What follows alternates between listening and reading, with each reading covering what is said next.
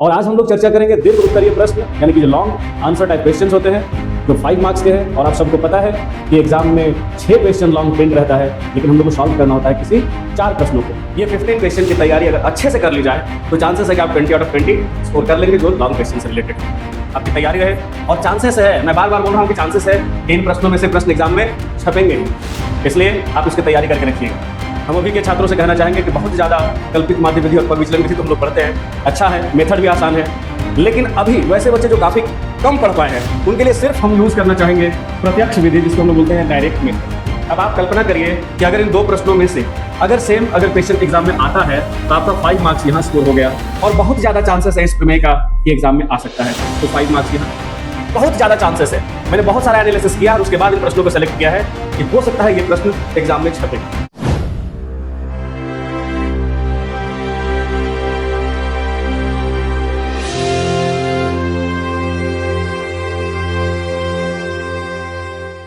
पूरे वर्ष भर की पढ़ाई के बाद अब जब 3 फरवरी से आपके बोर्ड एग्जाम से स्टार्ट होने वाले हैं तो मैट्रिक यानी कि क्लास 10 में पढ़ने वाले बच्चों को यह कंफ्यूजन रहता है कि जो चैप्टर्स हमने पढ़े हैं उसमें से कौन कौन से प्रश्न आएंगे, क्या पढ़ें और क्या छोड़ें।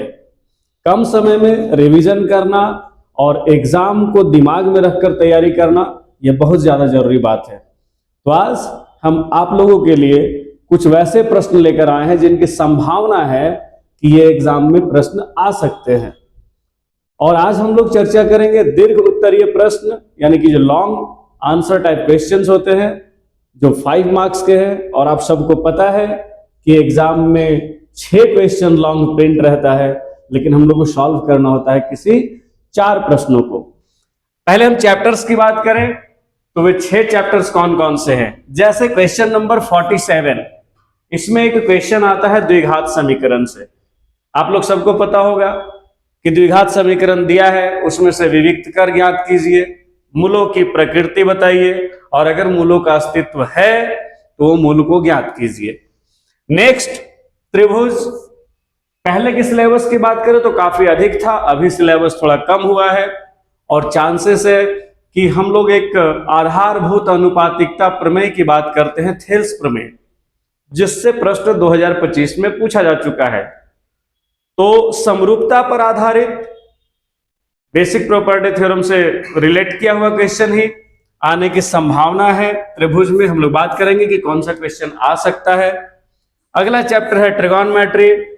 ट्रिगोनोमेट्री में हम लोग पढ़ते हैं त्रिकोणमिति के अनुप्रयोग जो ऊंचाई और दूरी से संबंधित है, और इस पर भी क्वेश्चंस आते हैं और हम लोग चर्चा करेंगे कि कौन से क्वेश्चन की संभावना सबसे अधिक है। नेक्स्ट है पृष्ठीय क्षेत्रफल और आयतन।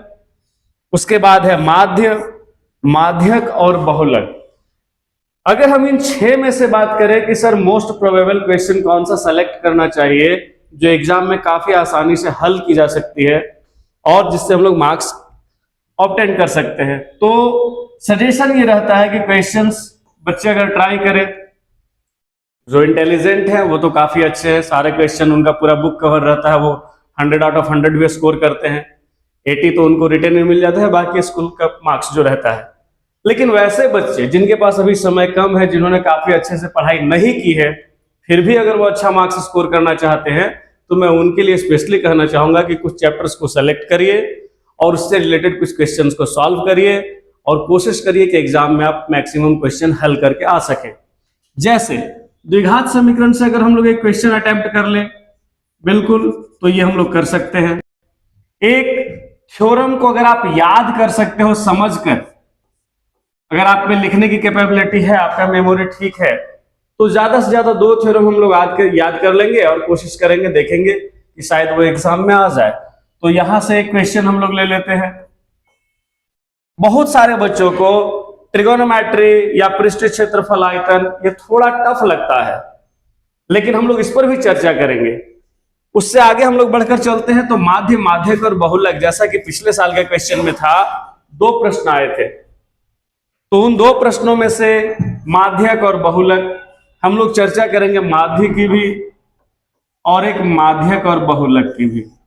तो इस तरह से अगर हम 4 प्रश्नों पे फोकस करें तो हम लोग श्योर 4 into 5 यानी कि 20 मार्क्स स्कोर कर सकते हैं। और कोशिश करना चाहिए कि ये 4 प्रश्न की हम इतनी अच्छे से तैयारी करके जाए कि किसी भी कंडीशन में प्रश्न अगर पूछा जाए तो हम छोड़े नहीं और 20 आउट ऑफ 20 स्कोर कर लें। तो चलिए हम लोग इसके सॉल्यूशन की ओर आगे बढ़ते हैं और कुछ आपको इंपॉर्टेंट क्वेश्चंस पहले बताते हैं, फिर सॉल्यूशन देखेंगे। जैसे हमने बहुत मेहनत से पिछले साल में पूछे गए प्रश्नों के आधार पर और अपने अनुभव के आधार पर कुछ प्रश्न सेलेक्ट किए हैं, लेकिन मेथड तो लगभग सारे प्रश्नों का एक जैसा रहता है और आप लोग सॉल्व कर पाते हैं। फिर भी मोस्ट प्रोबेबल, जिसकी सबसे अधिक संभावना हो सकती है परीक्षा में आने की, वो मैंने चुन कर रखा है और 2 प्रश्न आपको दिए हैं।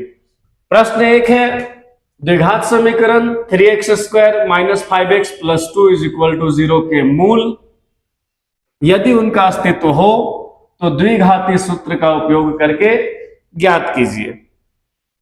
स्टूडेंट्स को समझना होगा कि मूलों का अस्तित्व हो का क्या अर्थ है और द्विघाती सूत्र क्या है। जो बच्चे बिल्कुल भी तैयारी नहीं किए, होता है बहुत सारे गांव में पढ़ने वाले बच्चे या किसी भी कारणवश से अच्छे से नहीं कर पाए हैं, तो उनके लिए अब थोड़ा सा 1 महीने का समय है जिसको अच्छे से अगर वो यूज करें तो अच्छा रिजल्ट किया जा सकता है। हम लोग इस पर चर्चा करेंगे। मूलों का अस्तित्व क्या है, द्विघाती सूत्र का उपयोग करते हुए हम लोग मूल कैसे ज्ञात करते हैं। सेम टाइप का एक और क्वेश्चन आपके पास है 2x² - 6x + 3 = 0। तो इन 2 प्रश्नों को अगर हम लोग कम से कम हल करके जाएंगे तो एग्जाम में हो सकता है x² का कोफिशिएंट, x का कोफिशिएंट, कांस्टेंट कुछ अलग हो, लेकिन मेथड वही होगा। और जब मेथड हमें पता रहेगा तो हम तो प्रश्न को हल कर ही सकते हैं। तो आइए इन 2 प्रश्नों पर हम लोग इस पर चर्चा करेंगे। फिर हम अगर बात करें त्रिभुज की, तो त्रिभुज में एक प्रमेय है, सिद्ध करें कि यदि 2 त्रिभुजों में संगत कोण बराबर हो, 2 त्रिभुजों में संगत कोण बराबर हो तो उनकी संगत भुजाएं एक ही अनुपात में होती है। यह स्टेटमेंट है कि यदि 2 त्रिभुजों में संगत कोण बराबर हो तो उनकी संगत भुजाएं एक ही अनुपात में होती है और हमें सिद्ध करना है कि इसलिए ये त्रिभुज समरूप होते हैं। समरूपता पर आधारित प्रश्न है, समरूपता पर आधारित ये प्रमेय है, समरूपता को सिद्ध करने की। आगे है कि सिद्ध करें कि यदि एक त्रिभुज का एक कोण दूसरे त्रिभुज के एक कोण के बराबर हो तथा इन कोणों को अंतर्गत करने वाली भुजाएं, यानी कि जो भुजाएं कोण का निर्माण कर रही है, अंतर्गत करने वाली भुजाएं समानुपाती हो तो दोनों त्रिभुज समरूप होते हैं। अब आप कल्पना करिए कि अगर इन 2 प्रश्नों में से अगर क्वेश्चन एग्जाम में आता है तो आपका 5 मार्क्स यहां स्कोर हो गया और बहुत ज्यादा चांसेस है इस प्रमेय का कि एग्जाम में आ सकता है, तो 5 मार्क्स यहां, यानी कि 5 और 5 आपने 10 स्कोर कर लिया। अब 10 स्कोर करने के बाद कोशिश रहेगी हमारी कि आगे के जो प्रश्न हैं, अभी हम ट्रिगोनोमेट्री और पृष्ठीय क्षेत्रफल को छोड़कर आगे बढ़ रहे हैं, फिर हम उस पर भी चर्चा करेंगे। यह है सांख्यिकी, यानी कि माध्य आधारित प्रश्न। आप लोग सबको पता होगा कि माध्य आधारित प्रश्न कहने का मतलब क्या है। उसका प्रत्यक्ष विधि, कल्पित माध्य विधि और पग विचलन विधि है। हम अभी के छात्रों से कहना चाहेंगे कि बहुत ज्यादा कल्पित माध्य विधि और पग विचलन विधि तो हम लोग पढ़ते हैं, अच्छा है, मेथड भी आसान है, लेकिन अभी वैसे बच्चे जो काफी कम पढ़ पाए हैं उनके लिए सिर्फ हम यूज करना चाहेंगे प्रत्यक्ष विधि, जिसको हम लोग बोलते हैं डायरेक्ट मेथड। आप लोग सबको पता होना चाहिए, जिनको नहीं पता है वो ध्यान देंगे। प्रत्यक्ष विधि जिसका फॉर्मूला है माध्य निकालने का sigma fi xi by sigma fi। ये क्या है, इस पर हम लोग इस पर सॉल्यूशन भी जब करेंगे तो इस पर चर्चा करेंगे। ये 5 मार्क्स कोई भी स्टूडेंट चाहे तो बहुत आसानी से स्कोर कर लेगा, जिनको बस थोड़ा सा सिर्फ गुना और भाग की समझ हो। अगला प्रश्न है बहुलक। बहुलक पर आधारित है। बहुलक पर आधारित प्रश्न आप लोग सबको मालूम होगा, बहुलक शब्द से ही पता चलता है, जिसकी बारंबारता सबसे अधिक है उसके वर्ग अंतराल को लीजिए और फिर फॉर्मूले का इस्तेमाल करिए। बहुलक का फॉर्मूला हम लोग सबको याद रहता है, हम लोग चर्चा भी करेंगे। आगे माध्य पर आधारित हमने एक और प्रश्न को इसमें डाला है ताकि आपकी प्रैक्टिस अच्छे से हो जाए। और एक है माध्य, जो लगातार हर बार एग्जाम में आता रहा है। माध्यक आधारित प्रश्न जैसे वर्ग अंतराल 0 to 10, 10 to 20, 20 to 30, 30 to 40, 40 to 50, 50 to 60 और उनकी संगत बारंबारताएं दी गई है। 5 है, 8 है, 20 है, 15 है, 7 है, 5 है। आप समझ लो कि अगर आपको सिर्फ 3 फॉर्मूला, 3 सूत्र अगर आपको याद रहता है, एक माध्य का, एक माध्यक का और एक बहुलक का, तो इस 3 फॉर्मूले से ही केवल आप 2 क्वेश्चन सॉल्व कर सकते हैं। 5 मार्क्स और 5 मार्क्स मान लीजिए, तो 5 और 5 हो गया 10। तो 10 इधर और 10 हम लोग बात किए द्विघात समीकरण और त्रिभुज में, तो 10 और 10 20 मार्क्स जो लॉन्ग क्वेश्चन में आता है उसको आप कवर कर लेंगे। हो सकता है कुछ बच्चों को प्रमेय समझने में दिक्कत होती है कि सर त्रिभुज का प्रश्न जो है हमसे सॉल्व नहीं हो पाता है। तो हम लोग अगर त्रिकोणमिति के अनुप्रयोग की बात करें, ये भी चैप्टर काफी आसान है, ऐसा नहीं है कि ये बहुत हार्ड होता है। 10 30 10 60 पर आधारित ऊंचाई दी गई है तो दूरी निकालनी है, दूरी दी गई है तो ऊंचाई निकालनी है। इसी तरह के प्रश्न होते हैं, जैसा कि हमने एक सेलेक्ट किया है कि 7 मीटर ऊंचे भवन के शिखर से एक केबल टावर के शिखर का उन्नयन कोण 60 डिग्री है। 7 मीटर ऊंचे भवन के शिखर से एक केबल टावर के शिखर का उन्नयन कोण 60 डिग्री है और इसके पाद का अवनमन कोण 45 डिग्री है। तो टावर की ऊंचाई ज्ञात कीजिए। इसका फिगर बनाना काफी आसान होता है। 7 मीटर ऊंचा एक भवन, वहां से एक केबल टावर, इसके शीर्ष का उन्नयन कोण और इसके पाद का अवनमन कोण। ये उन्नयन कोण और अवनमन कोण पता है। अब सोचिए कि 7 मीटर, ये आपको ये भी हाइट पता है, यहाँ के एंगल्स आपको पता है। अगर आप ये और ये ऊंचाई निकाल लें, जो कि यहाँ 7 होने के कारण ये 7 मीटर है। हमारा टारगेट सिर्फ ये है कि अगर ये ऊंचाई हमें मिल गई तो इस ऊंचाई और इस ऊंचाई को जोड़ देने से पूरे केबल टावर की ऊंचाई निकल जाती है। कितना आसान प्रश्न है, लेकिन स्टूडेंट्स डरते हैं। ऐसा करना नहीं है, मैं आपको बताऊंगा और सॉल्यूशन करने का बहुत इजी मेथड, बहुत इजी तरीके से बताऊंगा ताकि आप उसको सॉल्व कर पाएंगे।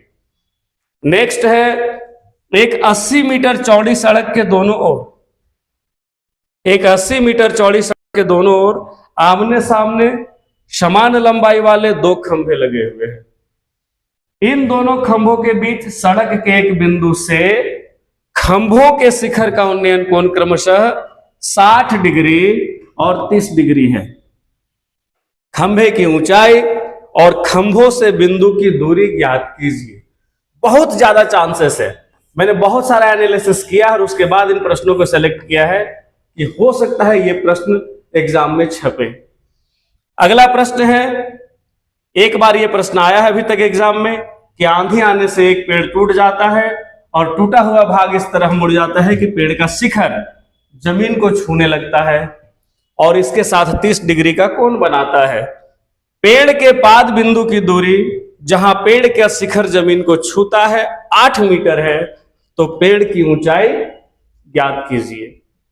अगर आप ठीक से देखेंगे तो 1 2 3 4 5 6 7 और आगे देख लेते हैं कि ये 8 9 10 11 और 4 क्वेश्चन जो मैंने स्टैटिस्टिक्स यानी सांख्यिकी के दिए हैं, ये 15 क्वेश्चन की तैयारी अगर अच्छे से कर ली जाए तो चांसेस है कि आप 20 आउट ऑफ 20 स्कोर कर लेंगे जो लॉन्ग क्वेश्चन से रिलेटेड है। आइए फिर हम लोग बात करते हैं अभी पृष्ठीय क्षेत्रफल और आयतन के बारे में। तो इनसे भी प्रश्न लगातार एग्जाम में आते रहा है। हमारे पास ऑप्शन होगा, इसमें मैंने 3 से 4 क्वेश्चन सेलेक्ट किए हैं ताकि आपके पास ऑप्शन ज्यादा रहे, आपकी तैयारी रहे। और चांसेस है, मैं बार बार बोल रहा हूं कि चांसेस है इन प्रश्नों में से प्रश्न एग्जाम में छपेंगे ही, इसलिए आप इसकी तैयारी करके रखिएगा। एक खिलौना त्रिज्या 3.5 सेंटीमीटर वाले एक शंकु के आकार का है जो उसी त्रिज्या वाले एक अर्धगोले पर अध्यारोपित है। इस खिलौने की संपूर्ण ऊंचाई 15.5 सेंटीमीटर है, तो इस खिलौने का संपूर्ण पृष्ठीय क्षेत्रफल ज्ञात कीजिए। हम लोग इन सारे प्रश्नों को हल करेंगे। पहले मैंने क्वेश्चन सेलेक्ट करके आपको दिया है, आप इसको हल कीजिए, और अगर आपको लगता है कि इन सारे प्रश्नों का सॉल्यूशन अगर बहुत इजी तरीके में चाहिए तो मैं फिर से वीडियो लेकर आपके लिए आऊंगा, सारे प्रश्नों का हल बहुत आसानी तरीके से, जिसको आपको बहुत इजी से समझ में आए और एग्जाम में आप फुल मार्क्स स्कोर कर सके, लेकर आऊंगा। ठीक है, तब तक आप लोग इसको देखिए, सॉल्व करिए। धन्यवाद।